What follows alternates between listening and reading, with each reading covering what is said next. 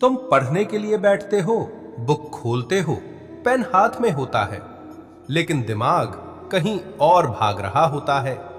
जैसे ही सिलेबस का नाम आता है, दिमाग बोलता है, इतना ज्यादा कैसे होगा, टाइम ही कितना बचा है। और उसी एक थॉट के बाद तुम पढ़ना बंद नहीं करते, बल्कि शुरू ही नहीं कर पाते।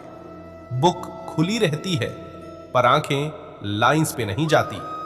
दिमाग में प्रेशर होता है और दिल में सिर्फ एक आवाज, मुझसे नहीं होगा। एक सेकंड रुक जाओ, मैं तुमसे सीधी सी बात करना चाहता हूं। प्रॉब्लम यह नहीं है कि सिलेबस ज्यादा है, प्रॉब्लम यह है कि तुम उसको एक साथ देख रहे हो। तुम बुक खोलते ही पूरा सिलेबस इमेजिन कर लेते हो, सारे चैप्टर्स, सारे सब्जेक्ट्स, और फिर दिमाग बोल देता है, इतना कैसे होगा।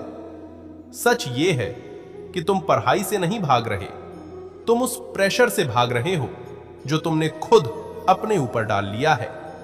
और एक बात ध्यान से सुनो, जो चीज एक दिन में नहीं हो सकती, उसे 30 दिन का दुश्मन बना के मत रखो। तुम्हें पूरा सिलेबस आज नहीं जीतना, तुम्हें बस आज का काम करना है, सिर्फ आज, सिर्फ एक छोटा सा स्टेप। और जब तुम एक छोटा स्टेप लेते हो ना, तो दिमाग को पहली बार लगता है, अच्छा ये पॉसिबल है, अब सबसे पहला काम करते हैं। और ये सबसे इंपॉर्टेंट स्टेप है। जो तुम पूरा सिलेबस कह रहे हो ना, वो असल में एक इल्यूजन है। दिखने में बड़ा लगता है, पर जब तोड़ते हो तो समझ आता है कि वो डेली का काम ही होता है। सच ये है, रियल सिलेबस कभी पूरा नहीं होता। रियल सिलेबस होता है आज के 3-4 छोटे काम। अब एक एग्जाम्पल लो, फिजिक्स का एक चैप्टर। तुम सोचते हो ये चैप्टर एक दिन में कैसे होगा, और यहीं से दिमाग बंद हो जाता है। पर रियलिटी ये है, एक चैप्टर एक्चुअली 5-6 छोटे पार्ट्स में होता है। Concept, derivation, numericals, graphs, revision. तुम्हें पूरा चैप्टर आज खत्म करना ही नहीं है। आज तुम सिर्फ एक पार्ट उठाओ, बस एक। जैसे आज का काम सिर्फ कॉन्सेप्ट समझना, न्यूमेरिकल्स कल, रिवीजन उसके बाद। और यहीं पे मैं तुमसे एक बात कहना चाहता हूं, तुम्हें पूरा युद्ध जीतना जरूरी नहीं है, तुम्हें बस आज की लड़ाई जीतनी है। जिस दिन तुमने सिर्फ आज का काम जीत लिया ना, उसी दिन से सिलेबस का डर तुम्हारे ऊपर से उतरना शुरू हो जाता है। अब जब सिलेबस छोटा हो गया ना, तो अब इसको रखने के लिए एक सिंपल स्ट्रक्चर चाहिए। कोई फैंसी टाइम टेबल नहीं, बस 3 स्लॉट्स। हाँ, सिर्फ 3। पहला स्लॉट होता है नया टॉपिक के लिए, 40 से 60 मिनट। इसमें सिर्फ समझने पे फोकस, परफेक्ट नोट्स नहीं, परफेक्ट कंसंट्रेशन।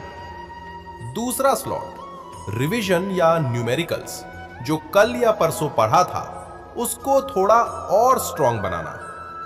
तीसरा स्लॉट, जो सब अवॉइड करते हैं, वीक टॉपिक या बैकलॉग, वही चीज जो देखते ही मन भागता है। अब ध्यान से सुनो, तुम्हें 6 घंटे पढ़ना जरूरी नहीं है, तुम्हें बस 3 ऑनेस्ट स्लॉट्स चाहिए। अगर ये 3 स्लॉट्स सच में लग गए ना, तो सिलेबस तुम्हें दबाता नहीं, सिलेबस खुद झुकना शुरू कर देता है। और सबसे अच्छी बात क्या है, अगर किसी दिन सिर्फ 2 स्लॉट्स हुए तो भी ठीक है, कल तीसरा लग जाएगा। कंसिस्टेंसी प्रेशर से नहीं आती, क्लैरिटी से आती है। अब एक सवाल, तुम पढ़ने बैठते हो लेकिन दिमाग जाम क्यों जाता है?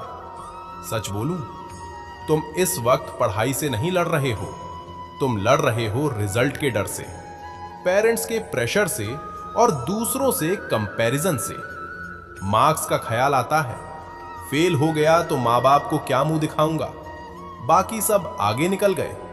और इतने सारे थॉट्स एक साथ आ जाते हैं कि दिमाग कहता है, बस रहने दो यहीं पर। मैं तुमसे एक बात कहना चाहता हूं, ध्यान से सुनना। तुम रिजल्ट का बोझ छोड़ दो, वो तुम्हारे हाथ में नहीं है, पर कर्म का नियंत्रण वो पूरी तरह तुम्हारे हाथ में है। तुम आज क्या पढ़ते हो, कितनी ईमानदारी से पढ़ते हो ये तुम डिसाइड कर सकते हो। अब एक छोटा सा प्रैक्टिकल रूल है, जब भी पढ़ाई का प्रेशर आए 30 मिनट का टारगेट मत बनाओ, एक चैप्टर का भी मत बनाओ, सिर्फ 10 मिनट का प्रॉमिस करो। बस 10 मिनट बैठना है, गोल पढ़ना नहीं है, गोल सिर्फ शुरू करना है।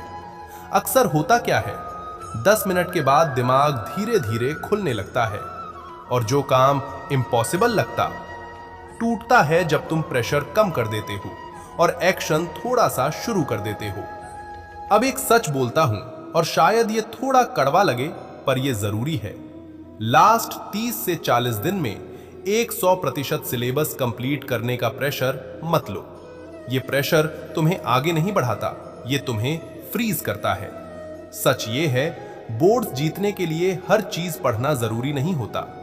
80% सिलेबस पर उस 80% की स्ट्रॉन्ग रिवीजन, ये कॉम्बिनेशन काफी होता है।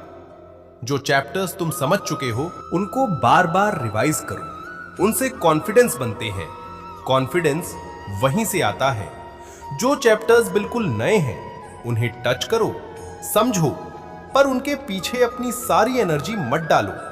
और यहीं पे एक बात याद रखना, युद्ध जीतने के लिए हर हथियार उठाना जरूरी नहीं होता, सही हथियार उठाना जरूरी होता है। आखिरी दिनों में स्मार्ट पढ़ना ज्यादा पढ़ने से ज्यादा पावरफुल होता है। अब मैं सीधा उन बच्चों से बात करना चाहता हूं जो क्लास 10 और 11 में हो और ये वीडियो देख रहे हो। ध्यान से सुनना, तुम लेट नहीं हो, तुम फेल नहीं हो, तुम बस थोड़ी देर के लिए सही डायरेक्शन से दूर हो गए थे। और आज अगर तुम यहां तक आए हो, इसका मतलब है कि तुम सीखना चाहते हो, तुम सुधरना चाहते हो। बस इतना ही काफी है। अगर ये वीडियो तुम्हें थोड़ा सा भी क्लियर लगा हो, थोड़ा सा भी हल्का फील हुआ हो, तो कमेंट्स में एक शब्द लिखो, कृष्णा गाइड। इस वीडियो को लाइक और सेव कर लो ताकि जब प्रेशर आए तुम इसे दोबारा देख सको। और मैं वादा करता हूं, नेक्स्ट वीडियो में मैं तुम्हें सब्जेक्ट वाइज रोड मैप दूंगा। फिजिक्स, केमिस्ट्री, मैथ्स, बायोलॉजी, सब कुछ स्टेप बाय स्टेप।